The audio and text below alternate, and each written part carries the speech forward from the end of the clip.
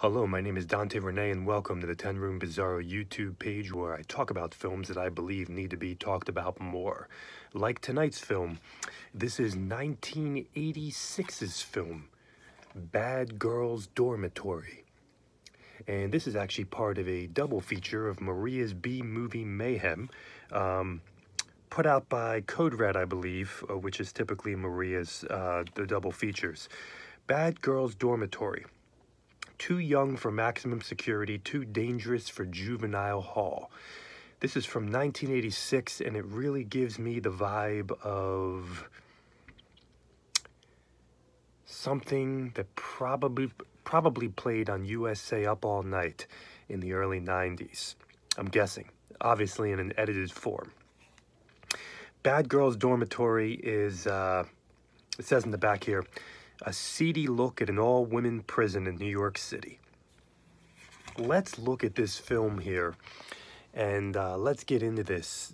Let's get into this just awesome world of sleaze and beautiful chaos and some darkness as well. I have some notes here that I'm going to be referring to.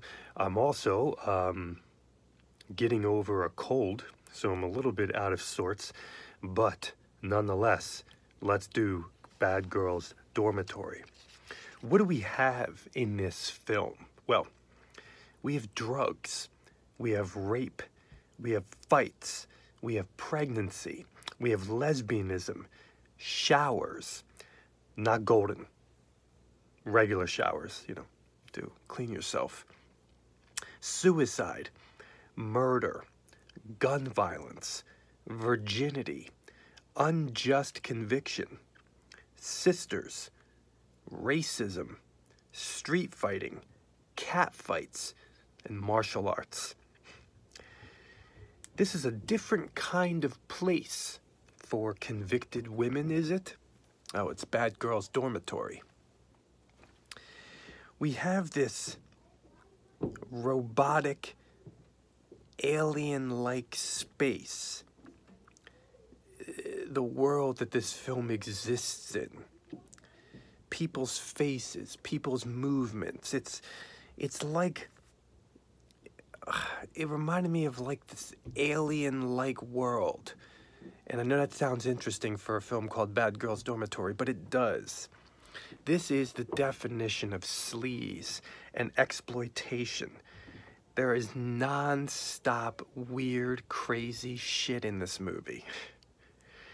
There's a real focus on the guards in this movie and kind of, you know, correcting the imprisoned girls.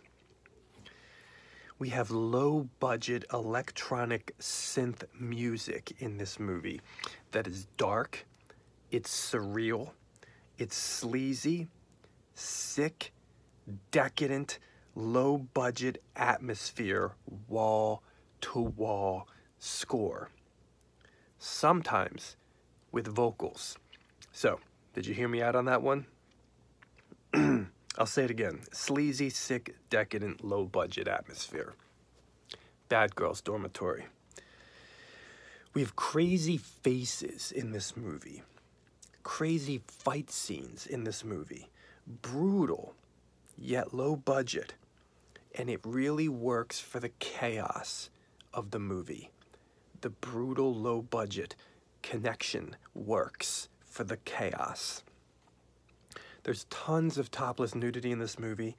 Tons of topless nudity. No bras with wife beaters, so if you're into that, you're going to lose your crap. There's this amazing rip in the thigh of this one girl's jeans that is just incredible. We have simulated yet nude sex scenes. We have a naked man, no penis shot though, in the film. I have to talk about that tear in the jeans again. It's incredible. We have the power in prison leadership and the power of the girls. This is a movie about power. You know, you've seen women in prison films before, so the power of the female leadership of the prison, but also the power of the girls in the correctional institute as well. Corruption, yet also authority. Things you aren't expecting will happen in Bad Girls Dormitory. It's in the ways that they happen. They will happen unexpectedly. We have crazy gun violence in this movie. Crazy sucker punches in this movie. I mean, like literally. There are, in certain scenes, I know I spoke about the music, but in certain scenes there are weird-ass soundscapes in this movie. It's almost like surreal horror from the score. We have a focus on one girl, but not in total. Almost different girls can have the lead status in this movie. It's very interesting the way the lead is looked at in Bad Girls Dormitory. We have a wild sleaziness to the proceedings of this film. Again, power. The theme of power, yet decadence. We have dancing in this movie. We have double crossing in this movie. Mixing scenes of different tones. There's a mean-spirited vibe to this film that I always think comes from when you're mixing scenes with different tones. Sometimes, I mean, you know, sometimes you can talk about